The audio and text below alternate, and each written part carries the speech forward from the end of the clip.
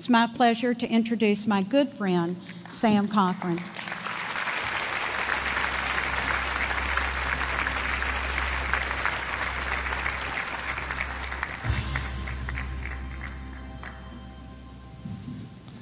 Thank you for that introduction. And good evening to all of you ladies and gentlemen and to our honored students tonight. Let me first thank Virginia Guy and the Drug Education Council for its hard work in the community and also for sponsoring this event tonight. I also would like to thank our area superintendents of education, the principals, teachers, for their participation in selecting our Red Ribbon Leadership Award winners. And finally, let me congratulate our Red Ribbon Leadership winners representing every school throughout Mobile and Baldwin counties. As I understand it, each student has been selected because of their commitment to a drug-free lifestyle, and as we've heard, for practicing the 6 pillars of character: trustworthiness, respect, responsibility, fairness, caring, and citizenship. I think it was J.C. Watts that said character was doing the right thing when no one was watching, something that I've repeated oftentimes, many times, to my officers when they go about their duties in the field working for you and I. These pillars of character, when practiced by our youth here tonight, ensure their future success in life. Not only will it ensure their success, but it will ensure the success of thousands of others, because they are the bright stars and shining examples to follow and also becoming successful. This event here tonight is set to coincide with the kickoff Red Ribbon Week. Annually, as Virginia said, Red Ribbon Week is held for a couple of reasons: to honor and recognize law enforcement officers' dedicated efforts, and to encourage children and young people to remain drug-free. Red Ribbon Week corresponds with and is held in remembrance of the brutal torture and murder of federal drug agent Kiki Camarena in 1985. While the death of one agent began this event, we cannot overstate how much death and destruction continues this day as a result of the illicit drug use in this country and around the world.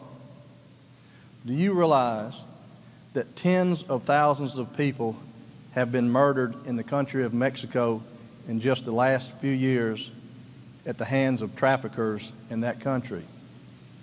In the city of Juarez, Mexico, it sits on the United States border, just one city.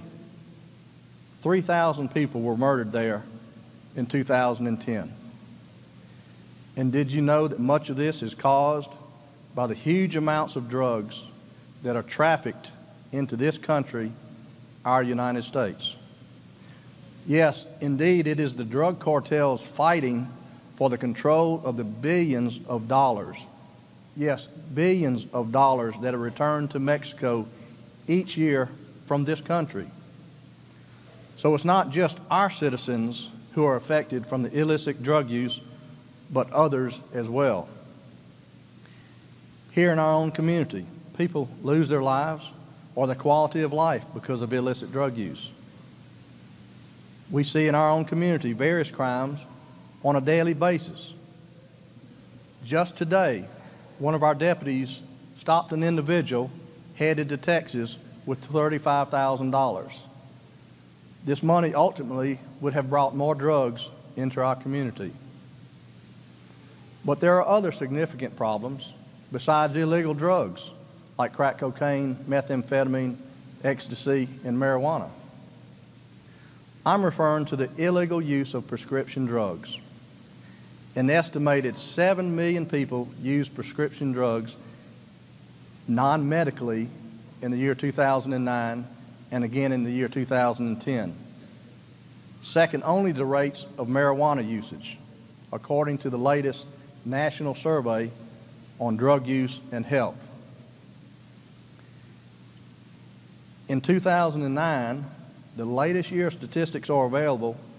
For the first time, more people died from prescription drugs than were killed in automobile accidents in this country. 37,485 people died from prescription drugs. These are statistics from the Centers for Disease and Control. Now, I don't want to sound so gloomy, because while these numbers can sound so frightening, there are some studies there that indicate drug usage is going down. One recent national study showed significant decreases in methamphetamine use from 2006 to 2010. I think that speaks to the fact that drug prevention, education, and enforcement can have an effect on drug usage. However, in this room tonight, I have great excitement with the presence of so many talented youth committed to living a drug-free life.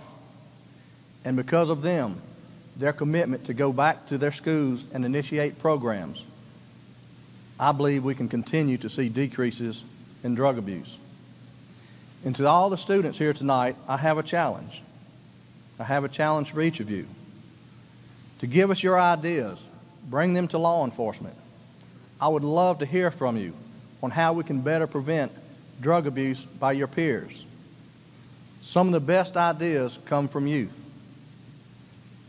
To each and every one of you, I can always be reached at the sheriff's office or through our website at mobileso.com. One very popular program that was very successful came from the ideas of youth, our Meth Text program. We also have a Faces of Meth, where we go into the schools and show what methamphetamine will do to someone after 6 months, after a year, or after 5 years, the deterioration of their faces. So to you youth, I beg of you, I ask you, give us your ideas and your thoughts, and certainly I know we can expect a lot of great things as you go back into your schools on these projects of leadership that you're going to conduct. In my experience, a lot of this seems to break down to two simple things. Education prevents drug abuse, but drug abuse prevents education. For youth who experiment and use drugs, they will forego their education. And for those who quit school, they will sooner or later find themselves using drugs. Finally, let me thank the many parents who are here tonight. You got it right. We appreciate you. Please share your successes with other parents. Let them know how you successfully perhaps overcame challenges, raising your children, doing such an outstanding job. Equally to your teachers, as we always need your help. We just have to ask you to burden the load even heavier. God bless our teachers. Together, all of us together, we can save lives. I look forward to a drug-free community. Thank you for your attendance here tonight.